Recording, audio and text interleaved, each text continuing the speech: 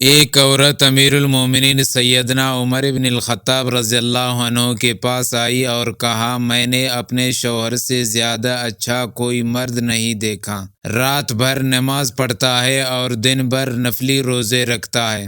یہ سن کر عمر رضی اللہ عنہ نے اس مرد کی تعریف کی اور دعائیں دیں۔ عورت شرما کر واپس جانے لگی تو عمر رضی اللہ عنہ کے ساتھ بیٹھے جناب کعب رضی اللہ عنہ نے کہا کہ امیر المومنین، دراصل اس عورت نے تعریف کے انداز میں آپ تک اپنے خاوند کی شکایت پہنچائی ہے کہ آپ اس کے شوہر سے اس کا حق دلائیں۔ حضرت عمر رضی اللہ عنہ نے بات کی تہہ تک پہنچتے ہوئے کعب رضی اللہ عنہ سے ہی فیصلہ کرنے کا کہا، تو انہوں نے کہا کہ اس کے شوہر کو اگر نفلی عبادت کا شوق ہے تو 3 دن نفلی عبادت کے۔ حضرت عمر رضی اللہ عنہ نے اس فیصلے سے بہت خوش ہوئے اور ان کو بصرہ کا قاضی مقرر فرما دیا۔